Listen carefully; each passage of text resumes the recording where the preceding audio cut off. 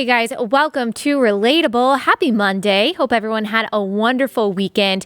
Today, I've got a treat for you. I am talking to a mom, Sherry Clemens of Richardson ISD in Texas, who went semi-viral for her speech before the school board about a terribly pornographic book that was recommended to her 8th grade daughter. Before I give the rest of my introduction to this conversation, I'll just go ahead and play you the speech that she gave before her school board. Hello, Dr. Stone and school board. My name is Sherry Clemens, and I have a daughter. You saw her at North and 3 children at PCE. Tonight, you're discussing the RISD Accelerated Learning Plan. I'd like to shed a light on probable reason why RISD star reading scores have been declining since 2017. Warning, explicit content available right here. My daughter recently showed me a list of 8 books to choose from for book club given to her by her 8th grade GT ELAR teacher because she was concerned that one of them had bad language. This concerned me, so I spent over 10 hours investigating the books. I'm shocked, I'm sad, I'm furious. The strong language and sexual content in 7 of the 10 books is enough for any parent to be outraged. The F word is used over 30 times in one book and over 40 in 2 others. Another book discusses in detail a gang rape of a boy in the locker room at a school. Here's a quote from Everybody Sees the Ants. Then he grabbed the shortest, scrawniest kid in the locker room and threw him in the corner bench. He had his friends hold him down, take off his clothes, and blindfold him with smelly gym uniform. The more the kid screamed and kicked, the more of Nader's minions helped to hold him down, legs open. I could see him struggling against their hands, trying to bring his knees together. I could see him shaking, breathing heavily, panicking, gagging. While the other boys chanted, "Don't barf, pussy," Nader produced a banana from his gym locker, walked over to the toilets, dipped it, and said, "Watch closely, Linderman, because this is what snitches get." There is sexual content in 7 out of the 10 books, one of them having 53 incidences of sex. Example from Burn Baby Burn. Angel was my first experience with a guy, a fact that I try to forget daily. One minute we were kissing in Angel's room, and a little while later he was driving me home, my shirt buttoned wrong, and a wad of toilet paper in my underwear to catch the blood. Lindsay Mikolas, RISD Director of ELAR, let me know there's no approved book list and teachers are given full autonomy as to what books they select. How can every teacher be responsible to know the appropriateness of every book? How is it my daughter could be reading books with major profanity and sexual content that in the end, she said because it was the goal of RISD to reach all students? I demand better for my children. You focus on education. I would tell you to stay in your lane, but guess what? You're not even in the right direction. All right, so if you were disturbed by what she described, I don't blame you. I think everyone was. Now imagine a 14-year-old being recommended that book by her teacher. So we're going to talk to Sherry all about the battle that she is fighting with other moms for the kids in this district. We're also going to talk about the choice of sending kids to public school, knowing that this is the kind of stuff, unfortunately, that they are being recommended and even requiring to read by some teachers across the country. We're talking about Texas. We're not talking about a city that you might expect this to come from, a more liberal city. We are talking about a fairly conservative area in the country assigning this kind of material, or at least in this case, recommending this kind of material to minors. And Sherry Clemens, of course, is not the first mom to go viral with one of these speeches. If you're on Twitter, if you're on social media, you've probably seen this. This is a trend. Moms are learning what their kids are reading. Some books in the library of junior high, of high schools, and moms are speaking up and they're pushing back. And so I'll read you some headlines that just shows you that this is something that is happening across the country. According to The Blaze, an angry mom reads, and let me just say before I read this headline, if you've got kids in the car, if you're listening with kids, probably not a great episode to listen to with kids because some of the things that we're going to say are pretty graphic. And one of the things that I'm about to read in this headline is graphic. So there is your warning. So according to theblaze.com, angry mom reads anal sex passage from junior high library book to school board. The mom's mic is cut off, but district pulls the book for review. The article says Cara Bell, a local mom and former board member candidate, was livid during the school board meeting last week over a middle school library book she deemed explicit. Take her out back, we boys figured. Then, well, I can't even read it. I can't even read it on Relatable. I'll just say she read a passage from this book that I can't even read because it is talking about rape of a minor. Here's another headline from The Blaze. Watch, angry Virginia moms line up to read pornographic excerpts from books assigned to ninth graders. A group of furious parents lined up before Virginia's Loudoun County School Board this week to read several pornographic passages from books assigned to ninth graders in the district amid a recall effort against several members of the board. And then the passage that I, again, cannot read is a passage about domestic violence, about abusing a minor in a sexually explicit way. Then there was this terrible story coming out of Hudson, Ohio, where the mayor actually spoke up, according to The Blaze, to the school board about a book that included child pornography, and also an assignment actually that prompted students in high school to write out a sex scene that they, quote, wouldn't want their mom to read. So this is happening across the country in a sexually predatory way. Now, this is amidst other complaints that we are hearing from moms and dads about very divisive lessons about race, about so-called diversity and inclusion that really aren't, about cultural appreciation or appreciating other people from different backgrounds, of different skin colors, of different socioeconomic classes. It is pitting class against class. It's pitting white against black, against Asian. It is demonizing American history, not just objectively looking at the good, the bad, and the ugly of American history. And parents are upset, rightfully upset. Now, on this podcast, obviously, we talk a lot about some of the dangers of public school, and we'll get into that in this conversation. We're certainly not going to ignore that in my opinion, is the important step to take to actually remove our children from these institutions. And so if that's what you're wondering, yes, we will cover that. But now I want to have this conversation with this mom who's going to give us all the details, also give you some encouragement and some instruction at the end if you are a parent who finds yourself in this same kind of troubling predicament. So without further ado, here is Sherry Clemens.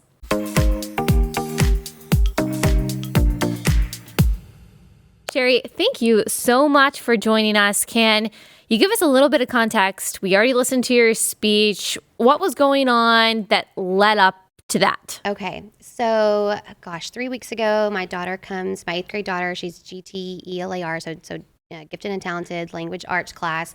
High kids, performing kids are in this class, and she comes home with a list of books for a book club, and it wasn't optional. It was we had to do the book club with her class, and there was going to be assignments attached to it. And I didn't think much about it. She said, "Mom, there's 4 on the list that have a permission slip with them.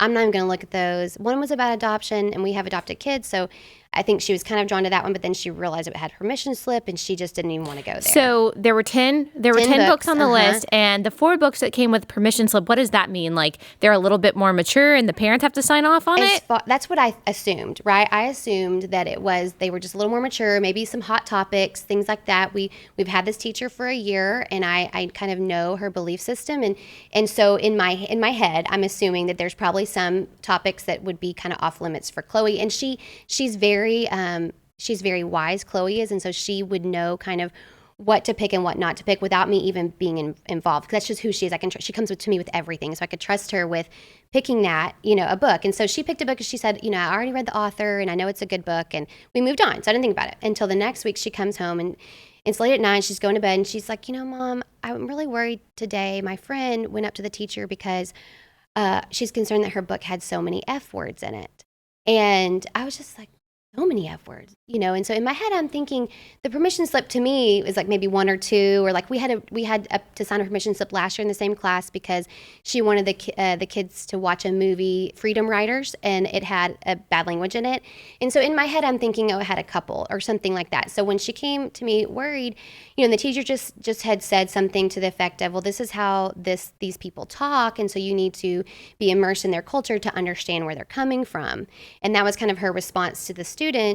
And so I just started Googling a little bit, and I wrote down all the titles of all 10 books, Let Chloe Go to Bed, and I Googled like 3, and I couldn't believe it. And what were those books? First, what was the book, if you remember, with all of the F words in it? And that was not a permission slip one, and it was called All American Boys. All American Boys. So that had a bunch of F words in it. Yeah. That didn't even come with the permission slip. So this student just picked the book thinking, whatever. It's got to be. It looks good. And when she went to the teacher with concern, the teacher said, well, that's cultural. Yes. Got it. Okay. Yes. Okay. And then another book that wasn't a permission slip was called Every Day, and it is it was not permission slip. Not permission slip.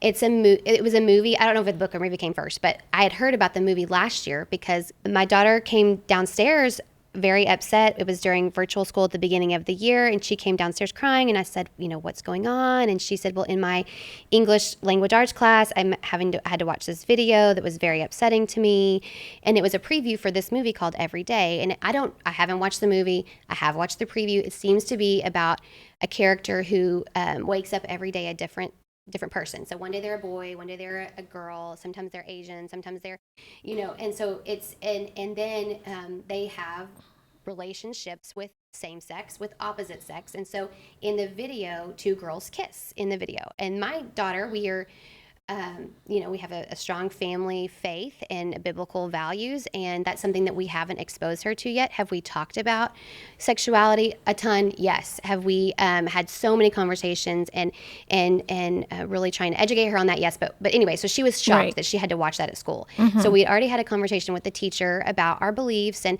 so anyway, so then I saw that book on the list, and it was just like, okay, well, I know that this one. So I started reading it, and it's the one that had the word sex or a reference to sex 53 times. Wow. And so those two alone, without permission slip, I was so upset, Mm-hmm. And so the next morning I emailed the teacher, and it was very nice. My email just said, dear teacher, I'm concerned about the books that I found in the book club. I gave her a couple of quotes. One was one of the quotes that I had found. Not the gang rape one, but the second one that I read on the video. It was in there, and just asked I tried to ask some very open-ended questions. What are you going to be teaching from these as far as the Texas Essential Knowledge of Skills is what she's supposed to be teaching. So what are you teaching from these texts? What kind of activities is my daughter going to see from these that maybe would expose her to things that I'm not ready for? So is there going to be a presentation where she's listening to other kids and their perspectives on something that they read? And then could there be other books instead that could do the same lesson without so much kind of controversial hot topics?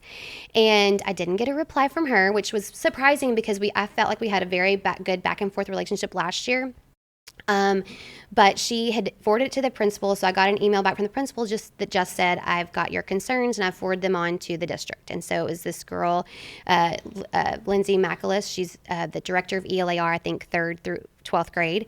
And so the next morning, or I guess that next, anyway, the timeline is off, but that's okay. A couple days later, she reached out to us, and my husband was working from home that day, so we got on speakerphone and just visited with her for about an hour, and, she had read the quotes that I'd sent the teacher, and this is before I had read all the books. And so this was before maybe the most graphic scene that we heard you saying, which I just can't imagine. But yes. And I had given her all the book titles. So Lindsay had all the book titles in that email, and told her, that there was profanity and there was sexual content. And I was just surprised that this would be on a book list for Richardson ISD. For 8th graders. For 8th graders. And then she told me that there's no book list. So RISD doesn't have a formal book list at all.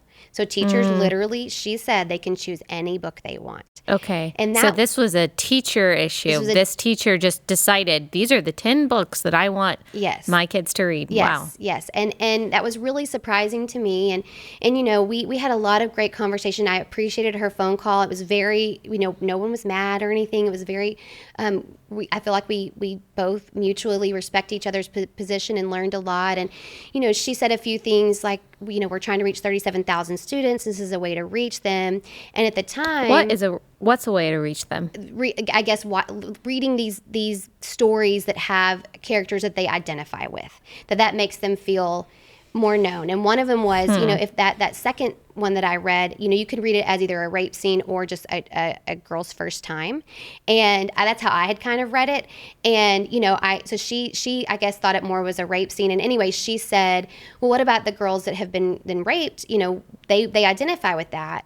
And to me, you're talking about the scene that you described in the speech? Yes, the second one. The one about the girl that gets into the car with the buttoned shirt and, and she says, if a girl that had been raped, that's a student at RISD, had read that, she might identify with that. And to me, I just would question that as far as mentally, I have a kid that has some trauma background. Right. Opening up that kind of wound in that kind of situation, who knows what that would provide for that kid? Would it be comforting for them? I don't know. And who says that the most important thing for a child's emotional and intellectual development is identifying with characters? Not necessarily, especially when it comes to trauma. Right. But I could kind of see how this whole mentality that we have, that representation in every single aspect of someone's life is the most important aspect of education, could lead to that kind of thinking, but I don't see how it adds to the benefit of a child's development at all. That's so strange. Yes, exactly. That was our question, and I had mentioned, so, Chloe has a friend in Frisco that just is the same grade, 8th grade, and it's GT, and he just memorized Sonnet 29 by Shakespeare, and he's reading Robinson Crusoe. And so I asked her that, like, why aren't we reading some of these things, and why aren't we learning? And her response was really twofold. One, RISD academically, we're not where we need to be, and so we've got to get kids just roped into reading by offering these books. I mean, she said that. Wow. And my husband said, you're talking about a GTELAR pre-AP class. This is the kids that really should be reading like higher level. Yeah, at least 8th grade level. At least 8th grade level. And so, I start thinking about like SATs. I mean, she's not that far away. And if we're reading a book that has the F word, I mean, she's not, but other students are. And I'm fighting not just for my daughter, I'm fighting for all the kids, reading a book with the F word 50 times. And yet there's these, a sonnet out there with this complex syntax and the vocabulary that I know is what's going to be on the SAT. And I know what's going to get her better college entrance exams, scores and things like that. And so it just doesn't quite make sense to me. And so that was disappointing. And then when I mentioned the classics, she said, there's talk that classics are romanticized and that a lot of them are one-sided. And that was... Now, what does she mean by that? I don't really know. I mean, I'm assuming that she means that they only tell one side. Yeah. And male, patriarchal, maybe? Yes. And so, my argument back was, well, if these other books are telling one side, shouldn't some of the classics be included to tell another side? And there's a rule in the RISD rule, like this, I can't remember if it's a student rule book. I don't have the exact thing, but it was a rule in RISD that talks about when you bring up controversial topics in a classroom, here's the things you have to do as a teacher. And one of them was to provide all sides of the story. And so, if only one side is presented, you need to make sure the other side is presented also. And so that's where I told her, it's just the profanity and the sexual content alone is enough for me to be furious, right? And this is before I even found the worst stuff. But, and I was still already upset. But the other side of this is that 7 of the 10 books, as I got my research going, were left-wing ideology. They really are. There's homosexuality. There's a lot about gender identity, which I think is a huge hot topic right now, and scary for our girls to be exposed to. And so anyway, that conversation ended with like 2 main takeaways. And the takeaways were we should have permission slips for everything. If we're going to have permission, because I think she realized that those 2 that didn't have a permission slip, at least the one that had the 50 or 40 F words, might have been a good idea to have a permission slip on that one. And so, and as I was thinking about that in my head, I'm thinking, okay, but not just a yes, no permission slip. And even not just here's a synopsis, which is, I think, what they got. I'm not sure because I still haven't talked to the teacher as of today. But what I think they got is like a synopsis of the book that maybe said what it's about, and then the parent had to sign it. But it didn't say it has graphic details. It has the F word for They should have to say, which I think would probably inhibit them from assigning or recommending those books in the first place, if they had to lay out for the parents verbally explicitly say, okay, here are the troublesome or the potentially controversial parts of this book. Here's the language that it uses. Here are the scenes that it depicts. That in itself would probably stop a teacher from assigning some of those books, because they would have to explain something like you depicted in your speech. Yes, exactly. And I know two friends personally in that class that believe the way we believe biblically, and they signed a permission slip. And it's because they trusted their teacher, the teacher, to give a overview of the book in a way that their child felt comfortable. And like, when they approached their mom, I think one of them said, like, I want to learn about this topic. And she just said, okay. And she feels so bad, that she said that. It's not her, to me, it's not her fault. Like, I've got 4 kids. I sign permission slips all the time. I think so many parents were outraged after my speech, because they trust teachers to take care of their kids. Well, and we're told to trust teachers. We're told to trust teachers. And I think a lot of teachers are trustworthy. Totally. I certainly, and I know that you believe that too. But I think we're realizing, especially today, is that there really is no neutrality, and that we can't necessarily trust institutions the way that we once trusted them. And that doesn't mean that everyone within those institutions is untrustworthy, but we can't take anything for granted anymore. Yeah, it's for sure. And that's what, I was a teacher for 6 years. My sister's in education. My mom was in education. I fully love public school, but I do think there is a feeling that we are to trust all teachers. And yes, there's so many good teachers out there. And that's what's disappointing, is that I think we just parents just don't always know. And then, those are the parents that are educated, that spend so much time talking. These are great parents that spend so much time talking to their kids. Then I wonder who signed it that literally never even talks to their kids about anything. Right. Or maybe doesn't speak our language. It was only in English, and I have no idea because I haven't talked to the teacher. Maybe there's no other speaking languages in that classroom. I don't know. But it is what I wonder, like, was it really fair to put a permission slip out there that wasn't fully detailing what was happening? And because I know that I could have 100% signed something without and really that's thinking. And that's my, as a parent, I know there's people out there going to say, well, parents aren't doing their job, and it's true. And I think that that's one of my goals is I only have been fighting this whole school battle for about a month, and my kids have been in school for 8 years and or 9 years. And I think that we are going to have to realize that yes, there's great teachers, but we have to step in and really understand what our kids are really dealing with on a daily basis.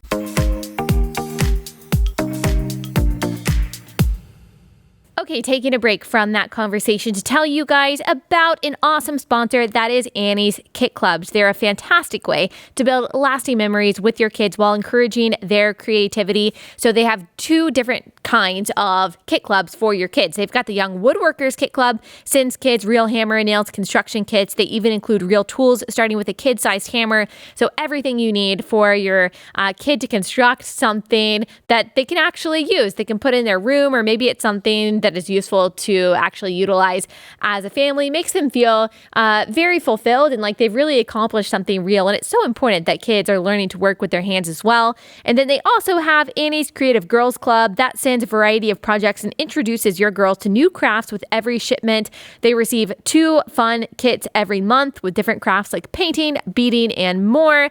So go to annieskitclubs.com/Allie. When you do, you can save 75% off your first order. annieskitclubs.com/Allie. annieskitclubs.com/Allie.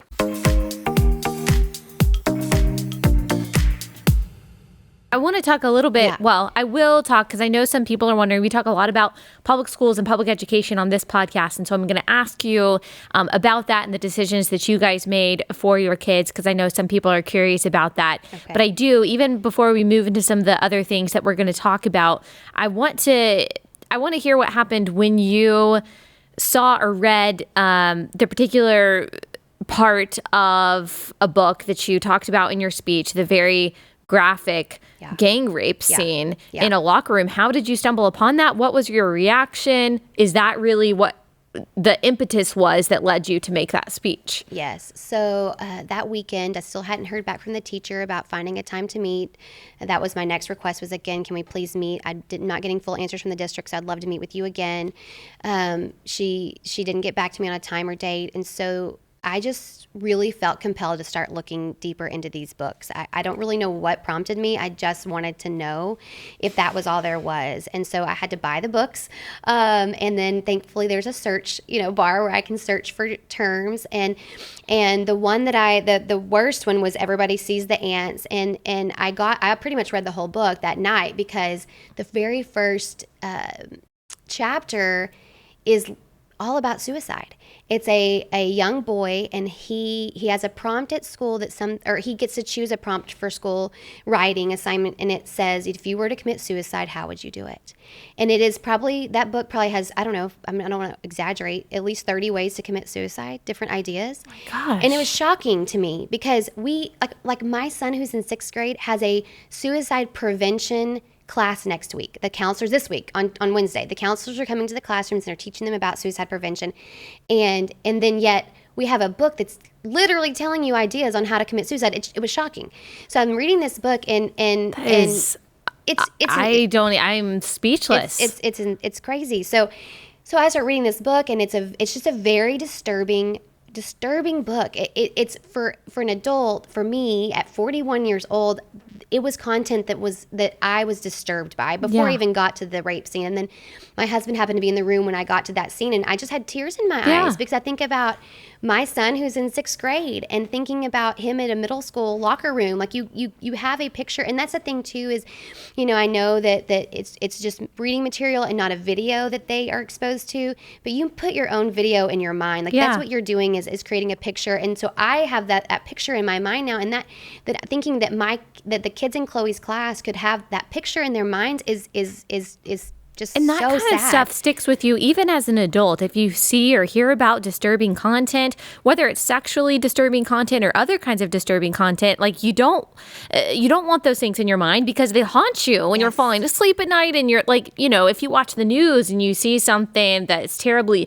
violent or scary, that can really stick with you and haunt you.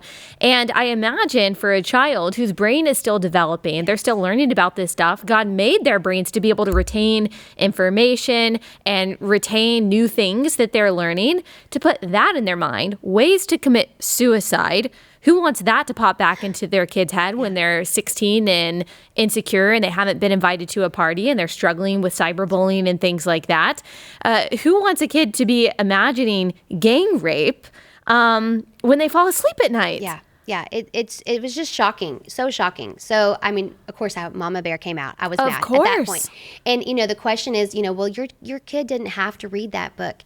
It doesn't matter. It was in the hands of children. There were 4 kids that I think, this is not confirmed, but what Chloe thinks is there were 4 kids that had that book. Yeah. So 4 kids are reading this, and their parents don't know. Parents, there's no way their parents know. Maybe they do, but I have to assume they probably don't. And it doesn't matter, even if it were 0 kids.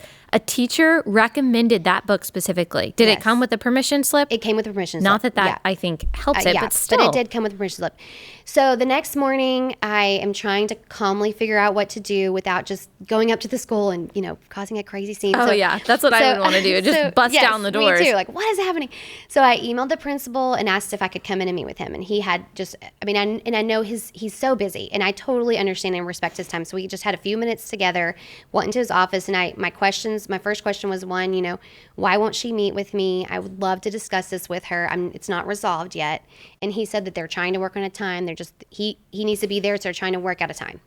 My second point was, okay, I'm probably going to speak tonight at the board meeting, and I'm probably going to say some of these quotes that I found last night that are really disturbing. And I didn't get any pushback from him. He didn't really say anything. I think he said okay. Like he didn't really have a response to that, and so I didn't know what else to do. I felt at that point that I'm not being heard by the teacher. I'm not really being heard by the district. The district now has a list of these specific books, and no district member person has researched these like I have and determined that they're inappropriate.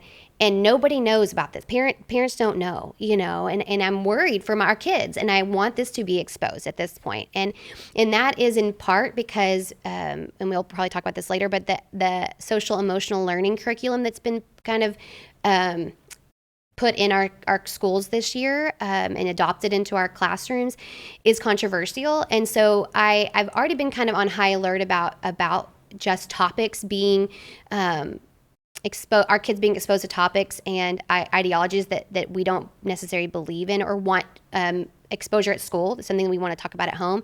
And so, obviously the sexual content and the profanity alone were enough for me to be upset.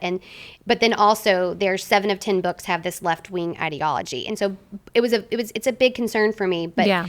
So anyway, so then the board meeting happened, and I don't think that our board knows a lot of what's going on in our schools.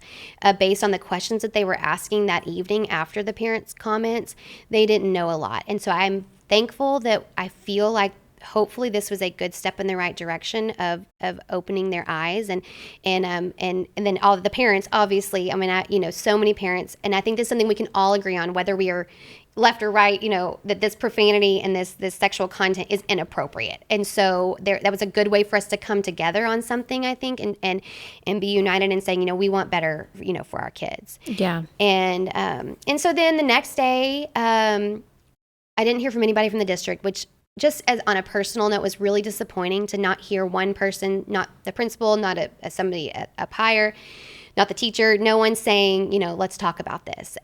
Thank you for sharing your concerns. Not even you were right or anything like that, just acknowledgement. I imagine that they're embarrassed. It's kind of like when a child knows that they did something wrong and they don't want to apologize to their sibling because it's humiliating to do that. Yeah. I know that these are a bunch of grown adults that we're talking about, but it's hard for me to see any other reason why the teacher won't meet with you except for embarrassment. I mean, that's really embarrassing to be an adult who reads a book, who I guess read the book that you're describing, especially the one with suicide and gang rape of a child. And then to say, I thought that this would probably be good for my 14-year-old students. That's really embarrassing for her. Yeah, I agree. And so that evening, the principal did email the GT parents of that class and said that book clubs would be paused momentarily, and if you would like your child to stop reading the book that they have been given, you need to let the teacher know. And that was basically what it said. I think that email also did say that RISD has decided that some of the content was inappropriate for junior high kids. That it did say that, and then so they'd be pausing book clubs, and that was kind of it. And then the next day, a big statement came out from Richardson ISD, and in it talked about basically the vetting process that they have and kind of the different ways teachers can get books into their classroom and put them into the kids' hands. And one of them, was teacher choice.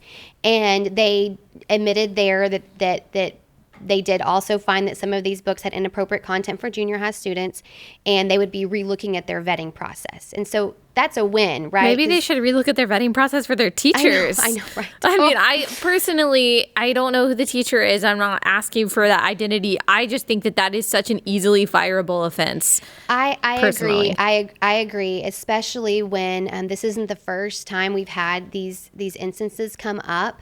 And, on the Thursday conversation with the district, she specifically said, there is no teacher in RISD that has an agenda. And I said, there is no way that she doesn't have an agenda. She has a Black Lives Matter and a pride flag sticker on her board. She wears a a fist on her, on her lapel, on her whatever shirt every day. Yeah. So to me, when you do that and then you talk about things like the Trump rally or the Trump riots the next day in class, in an English class for the entire class, and you show slides that are definitely one-sided on left and right ideology, what medias are biased and CNN's in the middle, is not biased. It's hard for me to not think there's an agenda there. Of course. And so there's all these, and again, and maybe this is when we talk about this, we're in public school for a reason. We want our kids to have experiences in real world. And some people are going to agree with that, and a lot of people are going to disagree with that. I think too, I have a lot of faith in the public school that I'm starting to realize maybe shouldn't be there. Yeah. And I think for so long we're in a sweet little elementary school with all of our neighborhood friends, and our principal is this grandpa, amazing guy, and it's just really sweet. And so I think that I was naive in thinking that it wasn't going to get harder, and then we got the teacher we got last year, and I realized immediately it was going to get harder. And then all this SEL stuff that's come out, and it's, I don't know. Our initial decision in sending our kids there was out of wanting them to be exposed to other ideas and other kids and diversity and all these things. And then we would come back home and talk about these things at home and address them at home and help them walk through real world, problems with us, not knowing we were going to be exposed to this degree. Yeah. I thought we were going to be exposed to just different political opinions. ideas Yes. and Yes. different forms of faith. And and I'll just give my opinion on that. Yes, and I hope this doesn't come across as not. criticism, because Yes. it represents a lot of people who listen to this podcast and watch this podcast. We talk a lot about, and this isn't necessarily a problem in Texas, but a little bit, the Teachers Association is basically the same thing as teachers unions, the corruption of the teachers unions, teachers with agendas and things like that, and how sending your kids to private school or even private Christian school is not necessarily a guarantee that they are going to be free of this kind of agenda and the bad kind of indoctrination. But we do talk about how, especially nowadays, sending your kids, especially to public school, is sending them to the front lines sometimes before they're actually, big enough to pick up their proverbial shield, before they're even big enough to defend themselves against these ideas. And it's very difficult, I think, if you've got a child who is learning 8 hours a day, a worldview that is not neutral, but is specifically contradictory to a biblical worldview, and then just to hope for a couple hours at night after they're done with their homework to contradict that is really hard. And it just doesn't always happen. And so we've talked a lot about how really there is no neutral ground anymore. Either our kids are learning from a biblical worldview and we are deciding, okay, this is how we're going to talk to you about sexuality. This is how we're going to talk to you about gender. This is how we're going to talk to you about suicide. Because what you're talking about is not that you desire to insulate your kids from all of those things, but that you are hoping to be able to choose how and when. Yes. And that's what I think is important. And today, it seems almost impossible for parents to get out ahead of what the public schools are going to teach them, when and how they're going to teach them. And so that's why I do typically encourage, say, okay, while I think it's so important to speak up at school board meetings, whether or not your kids go to public school, I think maybe it's time for some parents to think about, should my kids even be in these institutions in the first place? Yeah. And that's really hard. That's really hard for hard. a lot of parents to make that decision. Yes. And, we have always said year by year from the beginning, we're going to take it 1 year at a time Yeah. and see where we're supposed to be. And so we're still taking it 1 year at a time. And, I guess one of my biggest fears of leaving, and I can give you 20 names of families that I know that I'm very close to that have all left the public school, all left Richardson. They have great houses around us, and it's still this community that's supposed to be so sweet, but yet they had to pull out because of belief systems and just agreeing with just what you're saying, agreeing with what you're saying about pulling them out. Yeah. And, my biggest fear is, and this may be a reality already, and maybe I'm just now learning this, but my biggest fear is that if all Christians leave the public school, then the public school then becomes 100% indoctrination on what they want, to the agenda they want. And so then in 10 years, you've got a whole decade of kids, a whole generation of kids that have only, they're only hearing one side. And so that's, and instead of me fighting and saying, okay, no, I'm taking these books out of these kids' hands through fighting, that's at least helping some kids maybe not be exposed to as much. So, but there's a fine line, and we're not sure. I mean, and I think, selfishly, maybe I'm the only one that feels this way, but part of our reasoning too is what we had. I had a public education, and I had the Friday night lights, and I had all the experiences in school sports, and that sounds like a really silly, selfish reason to want your kids to go to public school, but it is this, like, you think this is what we grew up with, and so that's what we think we're going to give our kids, and we're realizing it's just not the same anymore. Yeah. And so anyway, that's kind of how we landed where we are, and again, who knows what we'll end up doing.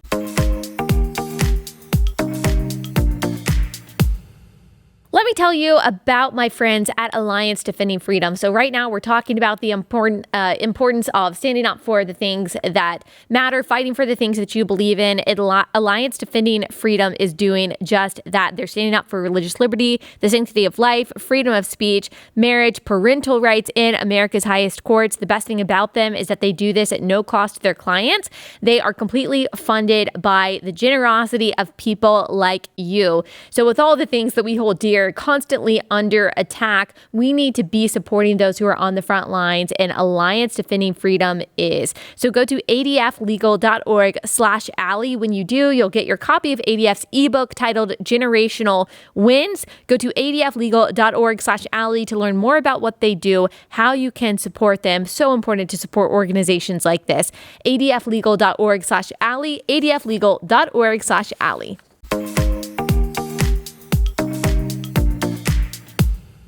Tell me a little bit more. I mean, there's a lot of things that a lot of parents had complaints about in the school board meeting. One of them was masks, which maybe we'll get to. But another thing that I heard some parents talking about was this social emotional learning. And a lot of people have reached out to me about this. I haven't covered it specifically on my show because I just haven't looked into it. And then some teachers who follow me say, it's really not so bad. It's really, it might even be productive for kids to kind of learn this. And then I have a lot of parents and teachers who say social emotional learning is not social emotional learning. It's really just more pushing a progressive agenda in the name of empathy and inclusion and things like that. So what is it from your experience, and kind of what's your take on it? Yeah, so I didn't even know what SEL meant until about a month ago.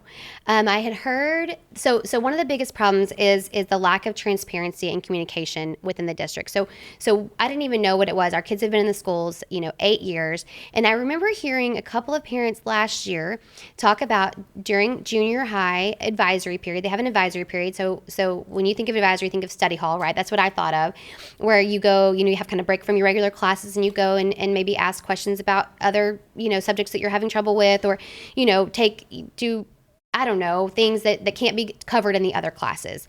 And Chloe got her band teacher for her advisory. So instead of doing anything else, they just practiced band again. So Chloe had band basically twice a day on those days. And so, but other parents were saying that during advisory period, their kids were coming home learning about these social justice issues and these ideas and learning about racism and things like that. And so we were just kind of surprised and didn't really know that they were, so apparently they started sometime last year implementing this SEL, social emotional learning, in the advisory periods at the secondary level.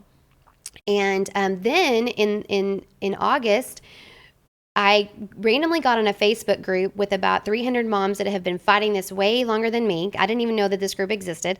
And initially it was about masks because we were told 2 days before school started that our kids then had to be in masks. And that's in defiance of Governor Abbott's order that says the districts cannot force, they can't force students to wear masks. Yes. It has to be a choice. Yes. And so Richardson ISD has said, too bad. Too bad. And there's no exceptions. My child's in special education, and she has there's no waiver or opt-out for her, even though her issue is a communication issue with her and an emotional learning issue where it's hard for her to understand socially what you're feeling without looking at you and looking at your mouth and looking at your expression. And so we have fought that. This is another daughter. Yes, not the 8th grader. Sorry, yes, another daughter. She's in 3rd grade.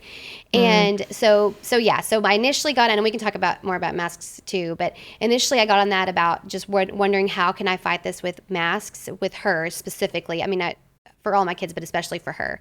And found this group, and then that's when they started talking about this thing called SEL, and that's when I learned that it meant social emotional learning. And they were talking about how it's going to be in K through 6th grade for 25 minutes every morning. And I am like, what is this? Okay, so I start researching more, and it's under the EDI, which is the Equity, Diversity, and Inclusion Department. They created it, I think, about 5 years ago at Richardson ISD.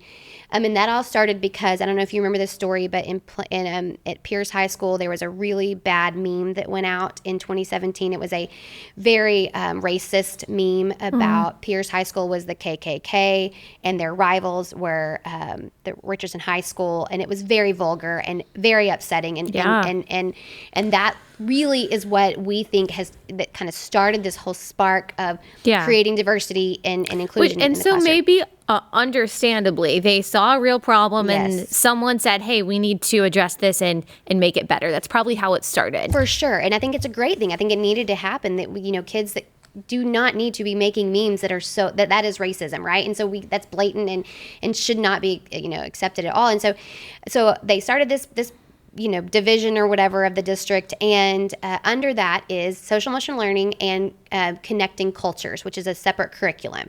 And that's something that I learned from my friends. I did not learn from anybody at school in the district level. And so we did get this flyer that said SEL preview nights or preview days. It was a Tuesday and Wednesday and a Thursday, 8 to 3. You could go up and review your child's lessons. Okay, well, they only give you an hour and a half window. I have 4 kids. It's about 50 lessons a kid. Wow. Because so there's no way. Yes, there's no way. And you can't take pictures because it's supposedly it's copyrighted.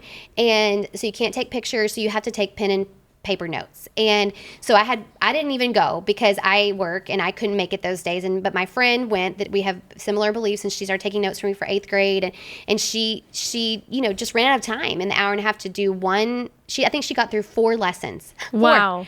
And because you have to watch the videos, because there's videos attached to each lesson, and they're on YouTube or TikTok or these, platforms that we're not even letting our kids have on their phone. Right. And yet they're getting exposed to this. So that's how we kind of learned about it. And through the research from all these parents in this group that have all spent time researching it, and through just different, you can access one of the curriculums online. It was the K through 6. And so I started looking at kindergarten because my son's in kindergarten, and thinking, what is he going to be exposed to? And right away, it's a little alien named Z, who is not a boy or a girl, and his planet does not have boys or girls. And they talk about gender identity. I mean, it says in the kindergarten. Notes, it says in the notes on the side, it says, teachers, come up with a class name like the Panthers or the Patriots or whatever you want to call it, because you shouldn't be able to say, you shouldn't say anymore, boys and girls line up. You should say Patriots line up or whatever, the Tigers line up. Oh my goodness. And so it says it in there. It also talks about, really trying to get away from boys do this, girls do this, as far as, what they can play with or what colors they like. And why I agree that some of that, obviously my daughter is 8, and she would be known as a tomboy, right? She loves sports. She's real, she's tough and totally fine. Yes. So there's totally room there for but it seems to be a undermining way to discuss gender identity for sure at 5. For sure. And I was shocked, right? So I'm reading this, and so I find out through my friends, not from the school, that I can opt out my kids. And so I email the principal and opt out my kids at junior high and elementary. That's what you can do. And so you just send an email and you can opt out. But when they get opted out, they go to the library and sit by themselves for 25 minutes at the beginning of the day. So instead of being with their teachers, so, and the district on you can watch this video from Monday night, but the superintendent, there's some discussion about SEL at the board meeting because parents are getting upset and sharing this, and the board doesn't really know what's going on. And one of the board members, he said, this is K through 6. I thought it was, or K through 12. I thought it was just K through 6. He didn't even know that they've implemented it in the high schools and the junior highs. And he didn't even know what the curriculum was. He has 3 kids in the district, and he didn't even know he could go review the curriculum. And so he himself doesn't know, and so he's asking these questions, and how much time of it is it a week? Well, the assistant superintendent's talking, and she says, oh, it's just once a week.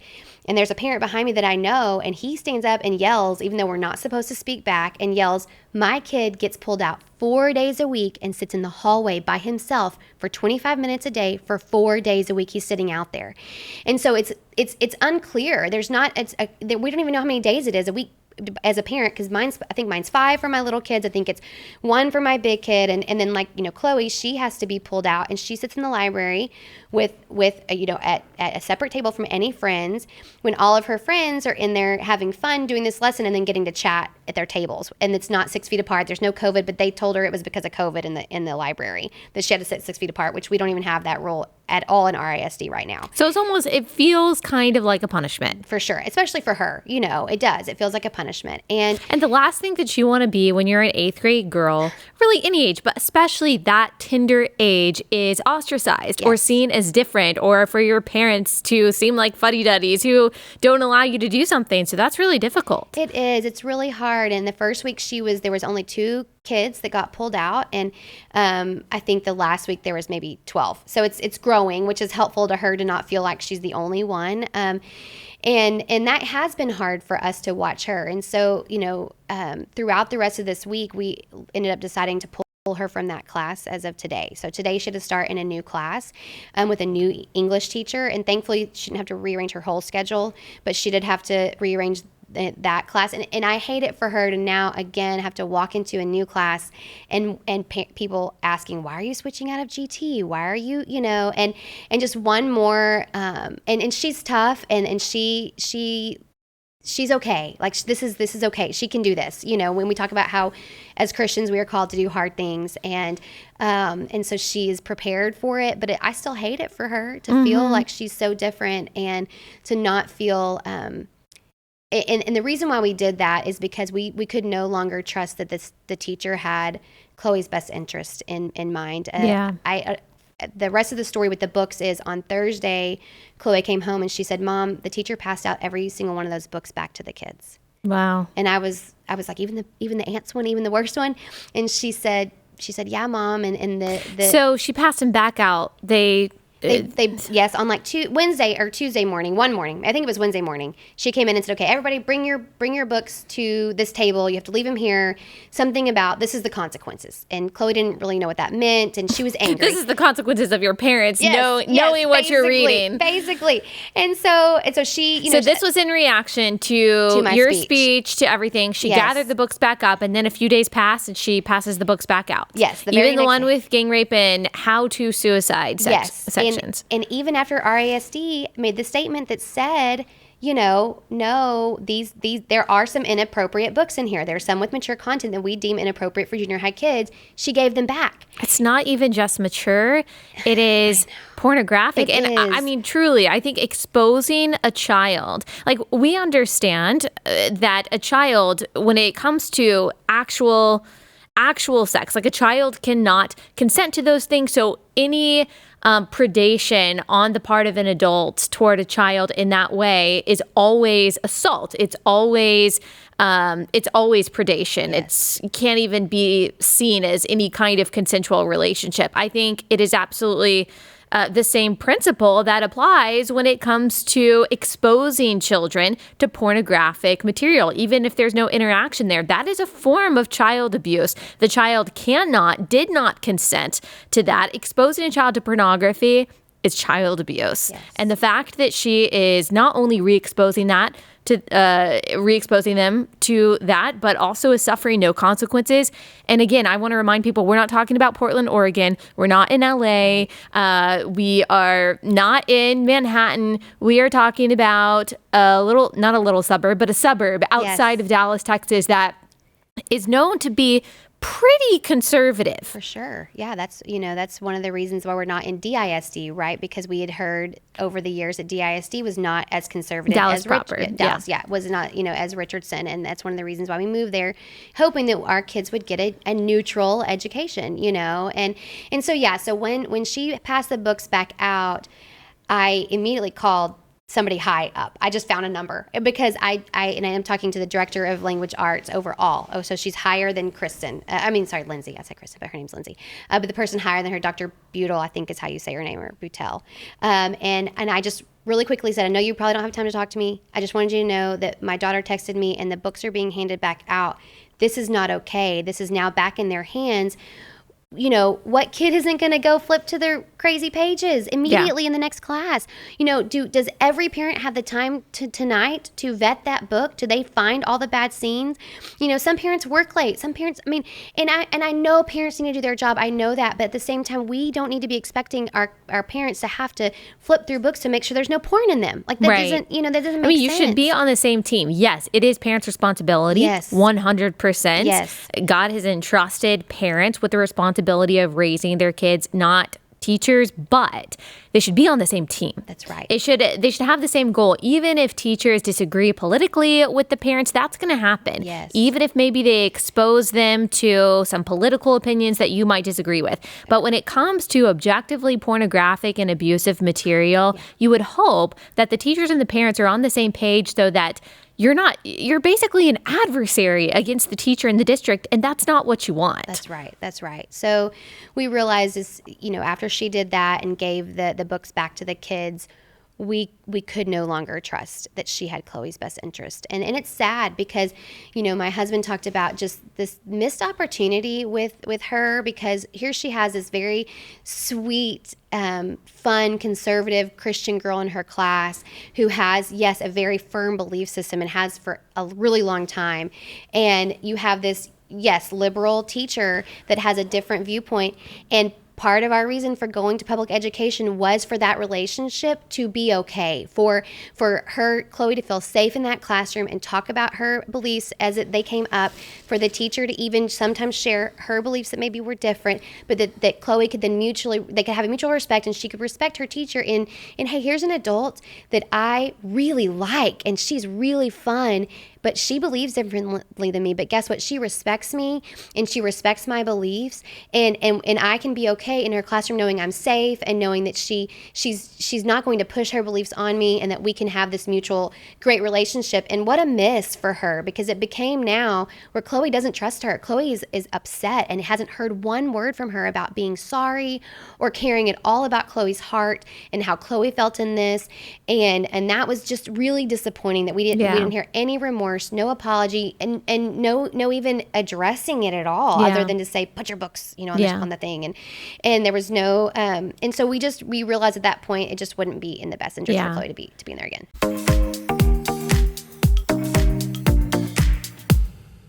Last sponsor for the day, and that is, you guessed it, our friends at Good Ranchers. Our freezer right now is full of Good Ranchers meat. We've got our beef, we've got our steak, we've got our pre-marinated chicken, we've got our non-pre-marinated chicken, and every night of the week we at least have one part of our meal planned because we've already got the meat taken care of and it is ready to go. Shows up in a box at your house, vacuum sealed, individually wrapped. You put it in your freezer and it's good to go. Obviously, in that state, it lasts a very long time, and so you are prepped for whatever this crazy world throws at you, at least with some high quality, better than organic chicken and craft beef. One of the best things about them, maybe the best thing about Good Ranchers, is that all of their meat comes from the United States, whereas 80% of the craft beef that you're looking at in the grocery store is imported from overseas. The great thing about Good Ranchers is that they know all of their American farmers. They are guaranteeing that you are getting high quality meat that supports American farms. So go to goodranchers.com. You can place a one-time order, or you can subscribe. When you subscribe, you save 20% on each box. Plus, if you go to goodranchers.com/Allie or use my promo code Allie, you get $20 off each shipment and free express shipping. So that's goodranchers.com/Allie, or use code Allie at checkout for that discount. Goodranchers.com/Allie, goodranchers.com/Allie.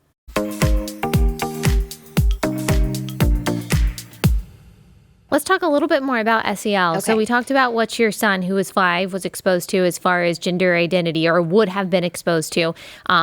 What else is being covered? You talked about racism, and I'm guessing it's not just as simple as, hey, racism exists, because we obviously both agree with that. That's not controversial. Right.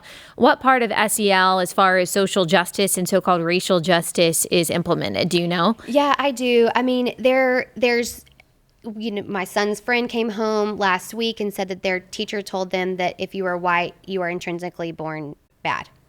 So that came from a teacher's mouth. So maybe not word for word, but that's what he felt that he on the he side learned. of the oppressor, privileged. Yes. Yeah. So we know that there's nuances of that. I've got a ton of notes about all of the different, cultural appropriation versus cultural appreciation. Just everyone can succeed if you work hard, identity and belonging. I'm trying to think of this specific. Everyone can succeed if you work hard is actually, they're probably saying, is negative and actually more a construct of whiteness than something that is actually true. So it's a bunch of, and we don't have to get into all of the details because I know there's a lot we can, but we talk a lot about on this podcast, critical race theory, what it is, what it isn't. And I don't think anyone objects to children learning about different cultures or learning about the goods and bads and the ugly of American history. We want all of that. Whether your kid goes to private school, public school, or is homeschooled, all of that stuff is important, but it's how it's presented. I also think that these teachers aren't actually trained It's on my list. in educating kids in this way, especially without some kind of agenda. That's part of the problem, right? Yes, for sure. And, I have 2 of our kids are Chinese, and I have a passion for wanting them to feel known and loved for their heritage and their culture. And so do I want, when it comes time for Chinese New Year, do I want their friends to learn about that and to celebrate with them where they're from and get to see the beautiful parts of the country of China, like the beautiful city and the people there. There's so many sweet people that we met there when we traveled there both times, and just their culture and where they're from. Do I want that to be celebrated? Yes, but then in one of the lessons it talks about Asians being the model minority in 3rd grade. Wow. And my daughter's in 3rd grade. So if she's in SEL, she's learning about that when I had to really learn what they even meant by that. Yeah. And I have a hard time understanding how pointing out our differences in a seemingly to be negative way is helping them in the end be more loving and accepting of everyone. Right. To me, it's divisive. It's divisive. And there's all these divisive, just little. Yeah, and I'll explain what model minority myth is as well. So they call it model minority myth, and basically, according to critical race theory, and this is not just me saying it's critical race theory, it is in the book by Delgado and Stefan Sick, I think that's how you pronounce her last name, Introduction to Critical Race Theory. They talk about how there is a model minority myth when it comes to Asian Americans, because when people point out, hey, Asian Americans have a higher median income, they have higher test scores, higher graduation rates, lower divorce rates within their families, lower crime rates.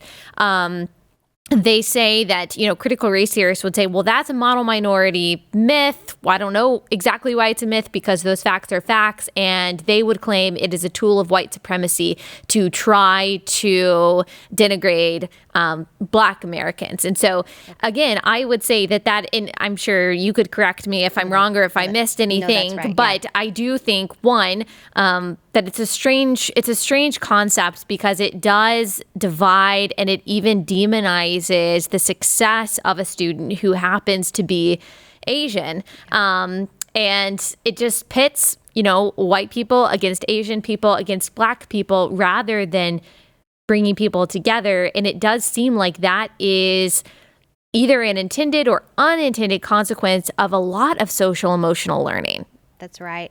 And it depends on the teacher too. And so I think, you get this curriculum that's already, some of it has ideologies that I don't agree with or that aren't the kind of the neutral ground, that don't just discuss things neutrally. And then you have a teacher that has to then end up teaching this curriculum. You just said it. They're not certified to teach this. When I had my EC through 4 at early childhood through 4th grade certificate, it was for the 4 main core subjects. I wasn't allowed to teach music. I wasn't allowed to teach band or choir or whatever because I wasn't certified. And so these teachers are teaching this without being certified counselors, without being certified in this. And so we're then again giving them autonomy, just like we did with the books, on then you do end up putting, if you can talk about things like whether it's critical race theory or not, but what it seems to be that, and you put your slant on it, it can come across as one-sided. And that's where the problem is. And so, our superintendent painted this picture at the board meeting on Monday night that, I don't understand why any parent wouldn't want their kid in SEL. And she said, I'm befuddled that any parent would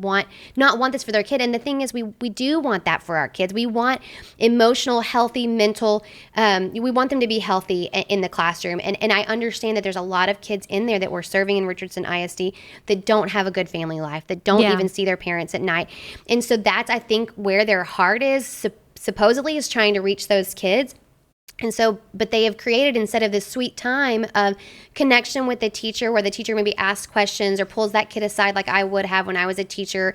When the kid walked up and had a bad day, I would, talk to them about their home life and ask them questions and then maybe refer them to the counselor or talk to the parent about what they shared with me. Or so I'm checking in as a teacher with their emotional and mental health without having a curriculum in front of me that is scripted, that is talking about topics that we feel are in the parent lane. And so that's like one of our biggest, like me, and I'm saying ours and the collective people that I'm speaking for right now, we believe that the parent lane should be where we talk about these things on a deeper level, and the school lane should be education. And when you look at our test scores in Richardson ISD, they're bad. We've been failing since 2017. Our scores have been dropping, and not just my kid or the it's all races, all socioeconomic.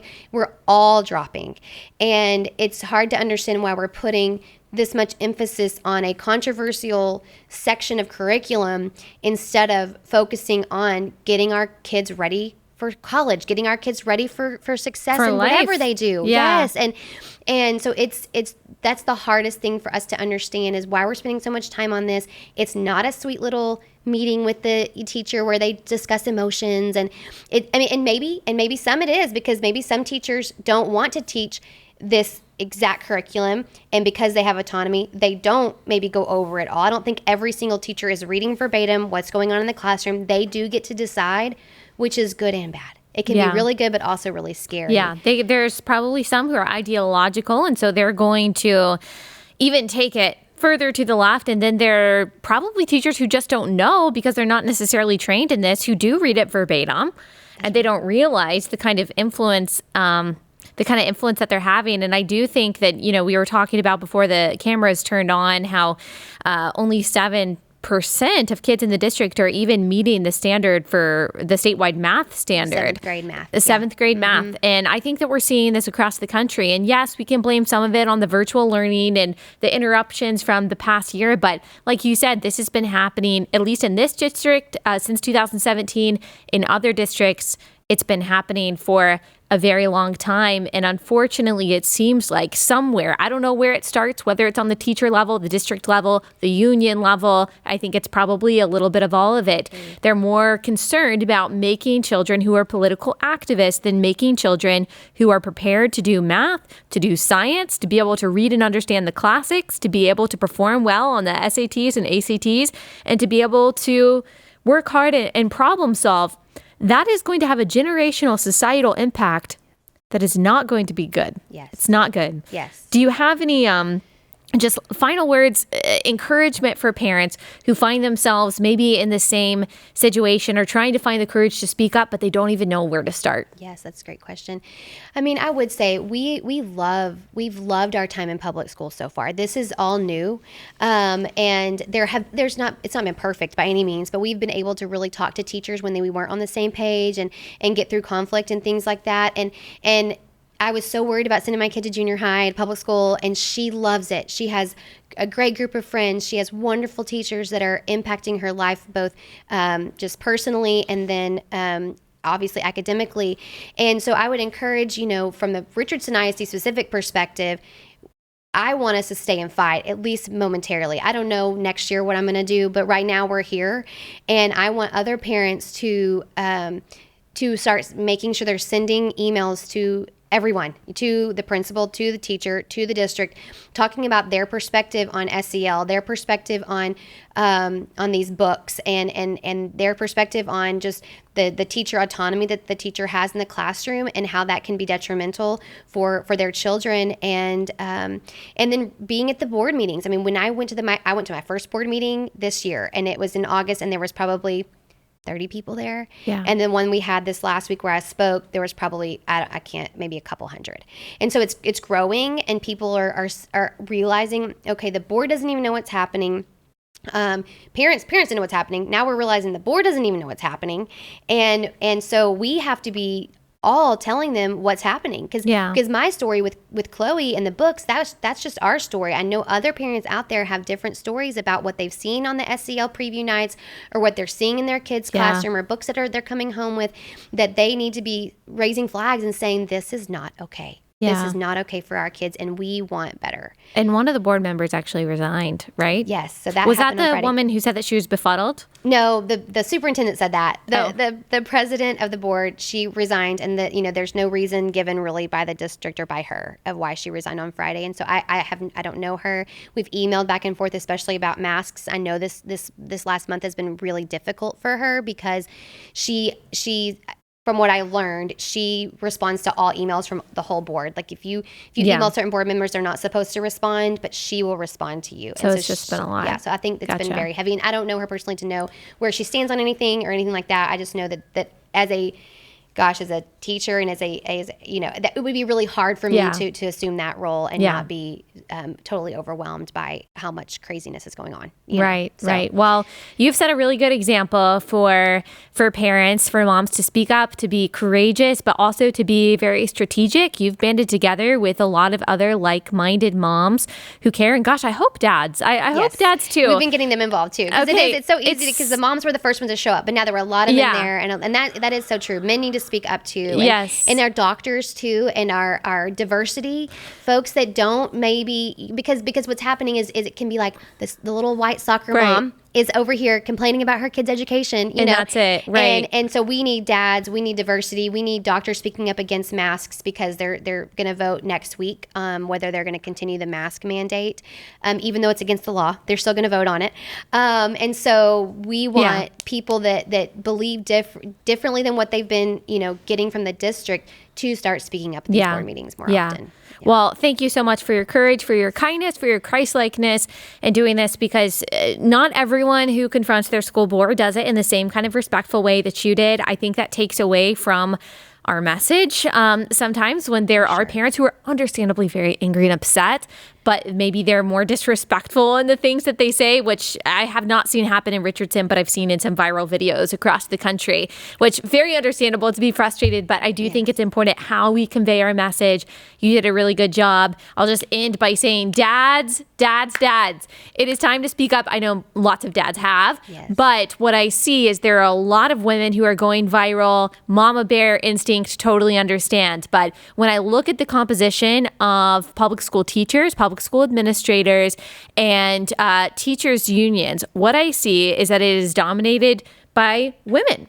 And sometimes I kind of understand I kind of wonder, if that is where some of these problems are coming from, if women are just kind of more easily pulled in that kind of ideological direction. And I do wonder if it would be more effective if you actually saw an army of involved dads stand up, men stand up and say, no, this is not happening. This is not going to happen with my kid. I think sometimes, unfortunately, women can be dismissed with their concerns. Like you said, they just say, oh, she's just the soccer mom who is being too uptight about something. But I do wonder if you just saw a wall of dads stand up and say, no, you're not going to approach my kid with that. Effective. Yeah. Well, thank you so much. Thank you for taking the time. I know a lot of people are going to be informed and encouraged by this. So thank you. You're welcome. Thanks so much for having me. Yes.